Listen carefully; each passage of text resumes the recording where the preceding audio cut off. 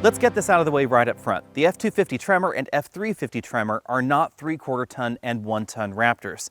The mission with the F-250 and 350 Tremor is quite different. Also quite different than Ram's mission with the Ram PowerWagon. You see, the Tremor retains much more of the F-250 and F-350's on-road towing and payload capabilities than the Ram PowerWagon does versus the regular Ram 2500. And that's one of the big reasons that I like the Tremor a little bit more. If you're shopping for a 3/4 ton pickup truck because you live out in the country like I do, I'm filming this right in my driveway right now, then you might want to take a look at the Tremor, because this is going to retain a lot of the towing and payload abilities that you'd expect out of a 3/4 ton truck, something that we don't find in the Ram PowerWagon conversion, with definitely a bit more of an off-road focus. But not really an extreme off-road focus, despite what Ford's marketing might tell you. In this video, I'm not just going to be talking about the F-250 Tremor that's right next to me, I'm also going to be talking about the rest of the F-250 and F-350 lineup. The reason is that you can't really separate the Tremor from the rest of their 3/4 ton and 1 ton line, like you can with the Ram 2500 and the PowerWagon. Because in the Ram 2500 PowerWagon, payload and towing figures actually fall below certain versions of the Ram 1500, and that's not what we find in the F-250. With this generation of Ford Super Duty trucks, they didn't deviate too far from the formula that's made this truck line a success. So it still looks very much like the outgoing truck lineup. We have full LED headlights, this very large and strong chrome bar that runs from one side to the other, tow hooks up front, and from this angle, you can really see the wide all-terrain tires that are on this particular model. You can get a winch in the front bumper. It's going to slot right in that area, and the winch is compatible with the diesel engine as well, something that we don't find in the Ram PowerWagon. Not to spoil too much of this video in advance, the downside to the high payload and towing ability in the F-250 and F-350 Tremor is ride quality. The ride in this model is definitely very, very firm. Just as firm as you'd expect out of a 3/4 ton and 1 ton truck. So the off-road package doesn't soften things up like you do see in some of the competitive off-road packages out there, most notably that PowerWagon. One of the things I really love about this generation of Super Duty is that you can still get it with a regular cab and an 8-foot bed. Rather unfortunately, that combination cannot have the Tremor package. It's available only in the format you're looking at here, 6 3/4 foot bed and Super Crew cab in front. I think that's a pity, because I would love to see a regular cab long bed Tremor someday. It's available in XLT, Lariat, King Ranch, and Platinum trims on the F-250 and F-350 single rear wheel only, so there's no dually 1 ton version with the Tremor package. Arguably, modifications to the regular 3/4 ton and 1 ton trucks don't go quite as far as we find in the Ram truck line. We have a locking rear axle, a limited slip front axle. The larger diameter tires help give this F-250 ground clearance of 10.8 inches. That's definitely above what you find in the Ram 2500 PowerWagon, but that's largely due to the tires. You could get better clearance over the Ram 2500's axles if you were to put wider tires on, larger diameter tires on it as well. The larger diameter tires are the main reason that we get the increased ground clearance of 10.8 inches in this generation of F-250. The PowerWagon comes in at about 8.3 inches or so, but you could get relatively similar clearance if you were to put similar diameter tires on that model.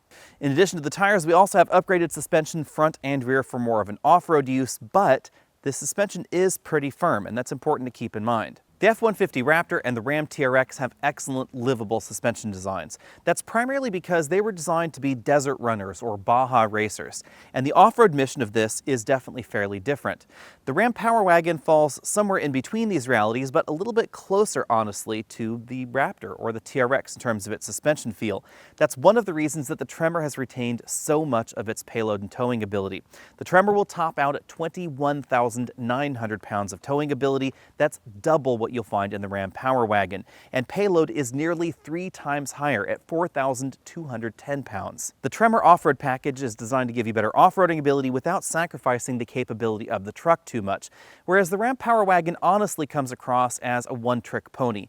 Its over-focus on off-road ability means that in many ways a Ram 1500 is going to be more capable when it comes to regular pickup truck duties than that Ram PowerWagon.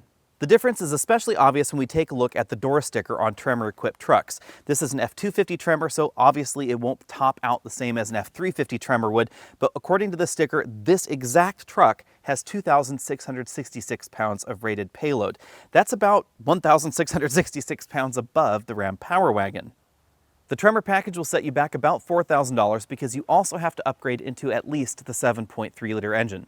For 2021, there are 3 different engines available in the Super Duty lineup, the most important of which are the 7.3-liter V8. It's a brand new design producing 430 horsepower and 475 pound-feet of torque.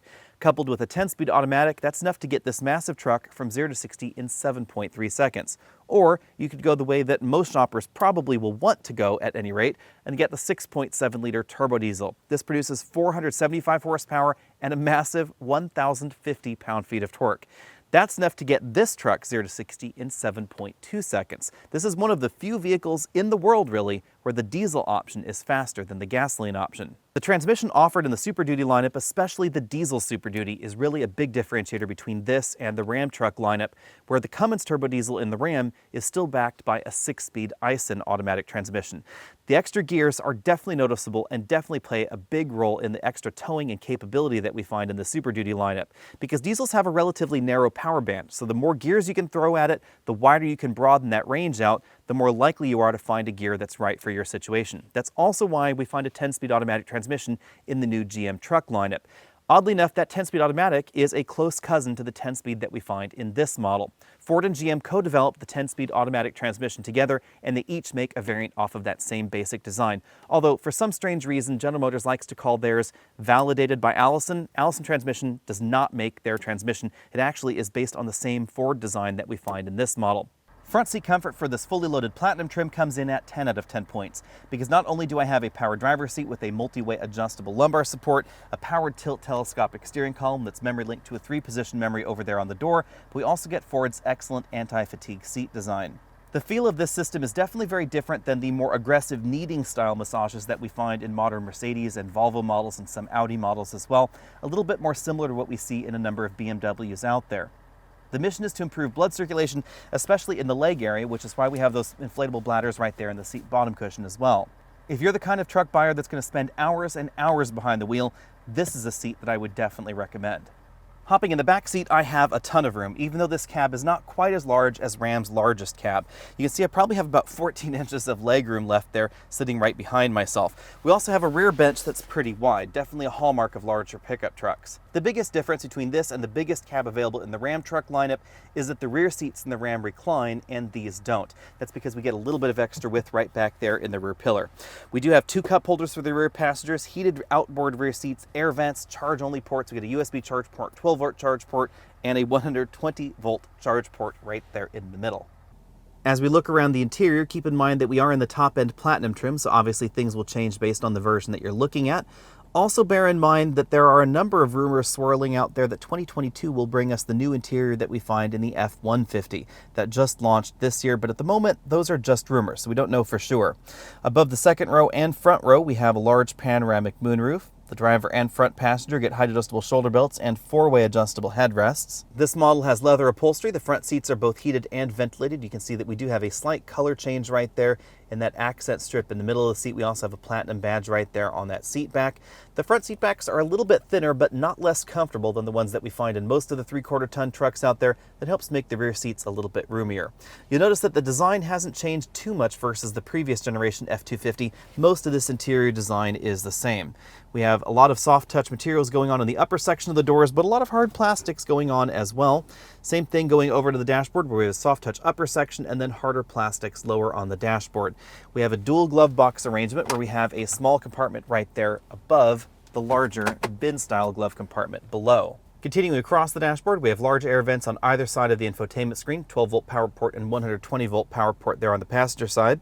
This model has the optional B&O sound system, so we have a center channel speaker right there in the middle of the dashboard, a large storage compartment right there, and then there's that infotainment screen again. This is not running the absolute latest version of Ford Sync. We will find that in the new F-150 and of course the Mustang Mach-E, but not just yet in the Super Duty models. That's another reason that some people are assuming we're going to get a bit of an interior refresh. We have the engine brake for the diesel engine button right there, traction control, hazard light button. This is an all-terrain progress control style button. They're calling that trail control in the Tremor. Basically, it tries to keep you at a constant speed. There's a lane keeping enable disable button, and then a button for that 360-degree camera system. To the right of the steering column, we find the engine start stop button, the controls for the 4-wheel drive system. You can see we have 2 high, 4 high, and 4 low. There's no auto mode here. We do have the rear locker control right there, and then a front limited slip differential. Below that, we have the trailer brake controller and the reverse assistant. I'm not too big of a fan of those reverse assistants. Let me know what you think about that in the comment section. We have some physical controls for the infotainment system, and then the controls for the climate control right there, along with the heated and ventilated seat controls. Below that, we have a large storage area, definitely large enough to store some of those larger smart devices. There's a USB-C and a regular USB port in there. Some large cup holders and other odds and item holders here. You can see you can keep your car keys in there, etc. And if you want even more cup holders, you can pull this divider over to the side, and this will hold some of those larger drinks where you can keep some of the more regular sized ones in there. No truck would be complete without a large center console, so of course we find one here. It opens to reveal a very large storage area where you can put hanging files, definitely gallon of milk sized. On the driver's side, the instrument cluster is a little more like the older F-150 than the new F-150. We have a large LCD right there in the middle, but still a physical speedometer and tachometer. In addition to a manual transmission mode that you can engage with the column shifter, you can also engage drive with the gear limiter, which is a really nice touch that we don't see in all the trucks out there. You can see we have a little tick down display over here on the left side, so you can cause it to just use the first 9 gears or just the first 4. Or if you wanted to imitate a Ram truck, sorry if that's a little bit of a shade, you can engage just 6 of the 10 gears. As much as I love the Ram 1500, I think the Ram 2500 and 3500 are still a little bit behind the times. Moving out from there, we have a 4-spoke steering wheel, no paddles on the back or anything like that. You'll find the controls for that multifunction LCD over here on the left side, infotainment controls over here on the right, controls for the adaptive cruise control system down here on this side, and then phone hang-up, pickup, and voice command buttons on that side. Whether or not you have a trailer connected to the Super Duty, the first thing you're going to notice is the acceleration. With this diesel engine, I ran 0 to 60 in 7.2 seconds. This is an F250 with a super cab, the 6 3/4 foot bed again, and 4-wheel drive, and I still ran 0 to 60 just about as fast as a decent mid-size sedan. That's not due entirely to the over 1,000 pound-feet of torque that we have in this model. That's also due to the high horsepower rating and the 10-speed automatic transmission. Because again, diesel engines have relatively narrow power bands, so having all the gears in there really helps you utilize the power. It keeps the engine in the sweet spot of that power band. This engine only revs up to 4,000 RPM, and most of the oomph is happening between around just over idle and about 3,500 RPM or so. So that's really the RPM you want to keep a diesel engine in order to get the best acceleration out of it. This 10-speed automatic really helps you do that. Again, that's one big differentiator between this and the Ram truck line. The Ram truck line with the diesel has a 6-speed. Of course, the General Motors line has essentially their variant of this same 10-speed automatic transmission under the hood. The gear ratios are a little bit different between the Ford and the GM, but the principle is still the same. The laws of physics must still be obeyed, and this is a really big, heavy truck. So 60 miles an hour back to 0 took 161 feet. That is an extremely long stopping distance. That's definitely typical of a big, heavy vehicle like this and the all-terrain tires that are on this model. Most regular F-250s seem to stop shorter because of the tires that they have on them, and these tires are a little bit more focused on off-roading. The logical reason for buying this truck is you live off the beaten path, you live on a farm, you live on a ranch, you live out in the country like I do, and you're looking for a vehicle that has a blend of useful towing capability and payload capability, something that you could use in your industrial or agricultural endeavor, but still has the ability to get a little bit further off the beaten path. So say you live out on a ranch, you want to be able to tow your livestock into the market. This has the towing ability to do that, over 20,000 pounds of towing capability depending on how you have it configured. This model right here has over 2,500 pounds of payload ability, so you could definitely connect a fifth wheel or gooseneck of a reasonable size to this. But you still have that off-road ability afforded by the off-road tires and the extra off-road oriented systems that we have in this model. Locking rear differential, the limited slip front differential, etc. Here's a bit of random Alex and Autos trivia. Not only do I live a little bit off the beaten path out here in California, my parents happen to own a cattle ranch in Texas. They live there full time, and they're definitely a target market for this kind of truck because they'll take their vehicles out a little off the beaten path to check on an animal or do something, whatever they need to do out in the back 40. But they need to be able to tow those heavier weights when they need to be able to move hay bales or animals, etc. So it's not simply about wanting a truck like this to go off-roading in. There's a utilitarian focus in a vehicle that has this kind of off-road ability, but retains this kind of payload and towing ability. Now, quite logically, they don't tend to drive their 3/4 ton truck to town too often because the ride quality is pretty similar to the model that I'm driving right here. This is definitely firm. And you'll notice it out here on this roughly paved road here. This is theoretically a paved road, but there are a lot of potholes and chug holes here, and the firm suspension that we find in this Tremor is very, very noticeable. And again, very different than the Ram PowerWagon or the Ford Raptor, or of course the Ram TRX, because they're designed for different kinds of off-roading. When it comes to the handling score, I'm going to give this particular model a C. Clearly this is focused at off-road rugged ability, but it's not really targeted at on-road handling, and you will notice that. Not only do we have that long 60-0 stopping distance, road grip is not exactly as high as it would be in a regular F-250. Especially a regular F-250 without the diesel engine, because the diesel engine is pretty heavy. Due to a combination of things, I was not able to take the Tremor out off-road this week. However, I was able to drive the Tremor off-road at the launch event of the Tremor, where they had a pretty extreme off-road course that really highlighted the capabilities of the Tremor. Rather unfortunately, that off-road course also highlighted the thing that I was concerned about with the Tremor, and that is the really stiff suspension. Unquestionably, this has the suspension, it has the frame, it has all the hardcore bits you need to really tackle some extreme off-road situations, assuming your off-road situation is wide enough with broad enough turns to accommodate the F-250. However, the suspension is really tiring after a while.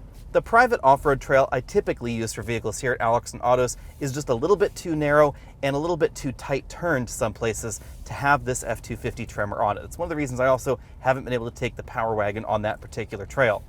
Bottom line, with the ride quality, this falls below the Ram 2500 with the optional air suspension and the Ram 2500 PowerWagon. Both of those vehicles have much softer suspensions. The regular Ram 2500 can do that because part of the load is supported by airbags. It's not a full four-corner air suspension, but it does mean that the steel spring that you're left with in the back is not as firm as it needs to be in a vehicle like this that does not have a rear airlift. In my cabin noise testing, I measured 72 decibels in here, which is pretty typical for a 3/4 ton truck. It seems like the gasoline engine is a little bit quieter. Logically, the engine isn't producing quite as much of a burble as we get out of this diesel. That does account for a little bit of the difference. In terms of fuel economy, I've been averaging 11.5 miles per gallon.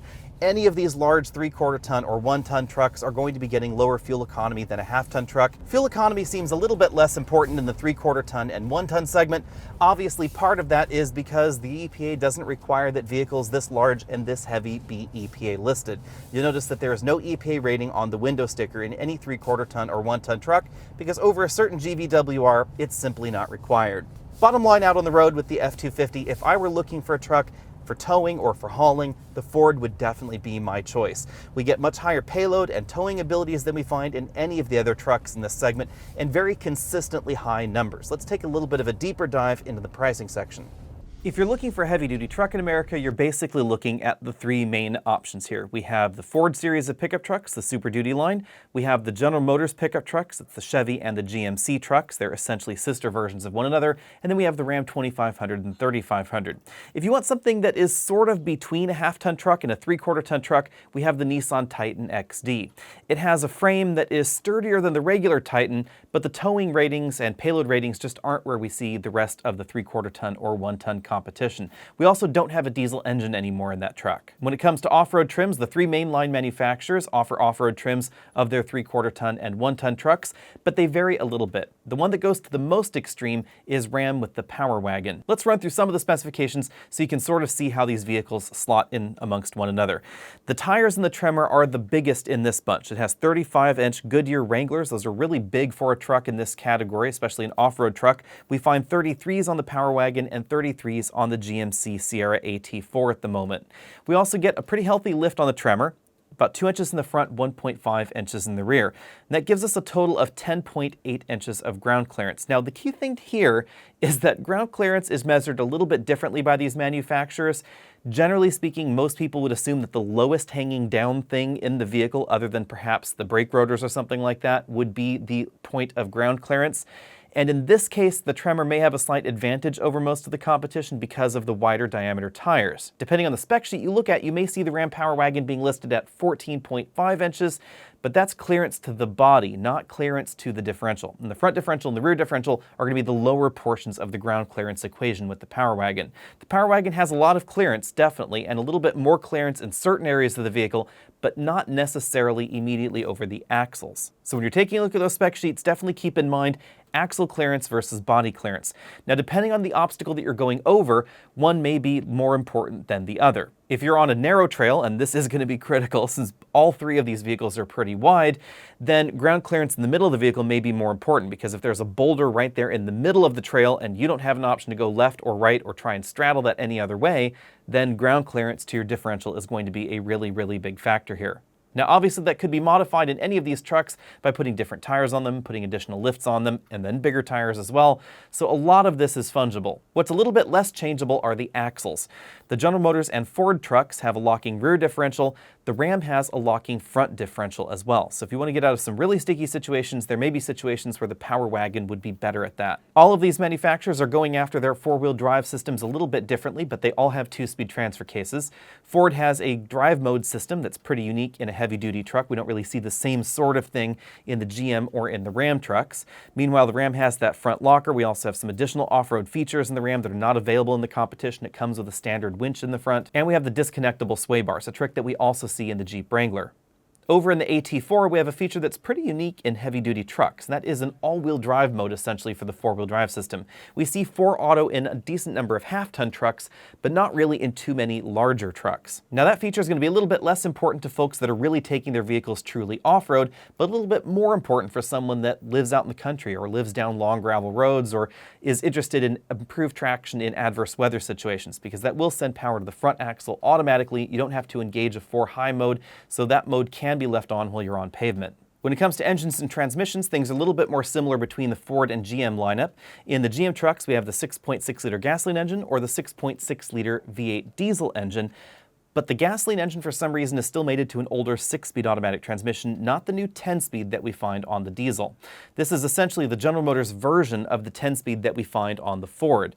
Although development of their lower capacity 10-speed automatic transmissions was much more closely related, the 10-speed heavy-duty transmissions have different gear ratios, and their development was a little bit more separated. General Motors likes to try and claim that theirs is an Allison transmission, but if you look at the details, it's just Allison verified. It is not Allison built. It is actually built by General Motors. Over on the Ford side, the Tremor package can be had with the larger gasoline engine in the heavy-duty lineup or the excellent diesel engine, and both of those are going to be mated to the newer 10-speed automatic.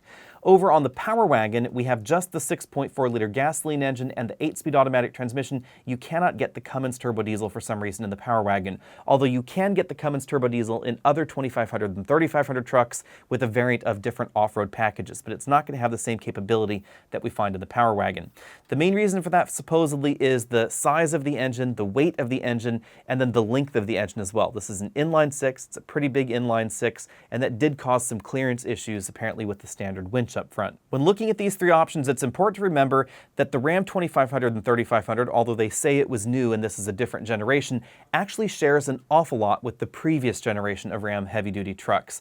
The big things to keep in mind here are that the ISIN transmission is still a 6-speed when you pair that with the diesel engine, so that's several gears behind the 10-speed automatic in the Ford and GM, and that will make a huge difference when it comes to the way the vehicles tow. Now, recently Ram has bumped things up even further and is now claiming greater towing ability than we find in the Ford Super Duty lineup. However, honestly, if I were going to tow anything over 20,000 pounds, which, mind you, you would need a commercial or non-commercial Class A in many states in the United States, I would rather do that with the Ford, simply because it has more gears to choose from. The drivetrain is better suited to towing those heavy loads, especially up steeper grades.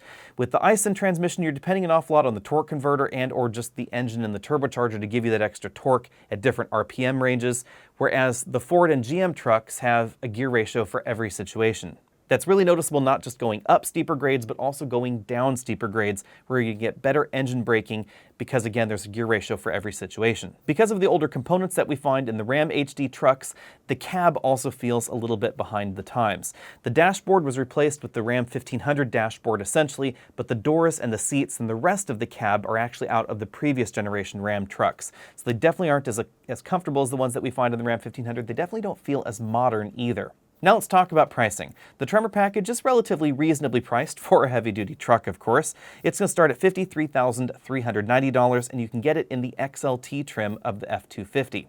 That's less than the AT4 on the GMC, but you can almost AT4 your Sierra for less. There is an X31 option package that's available on the lower end trims, and that will start at $40,520. It gets you all the off-road bits, but the exterior is not quite as differentiated as the AT4. You don't get the leather on the inside and you don't get the body-colored trim, but the basics of the package remain about the same. If you're looking for a little bit more off-road ability, but you want high towing and high payload ability, and you don't want to break the bank, the GMC is going to be an excellent option as far as factory packages go.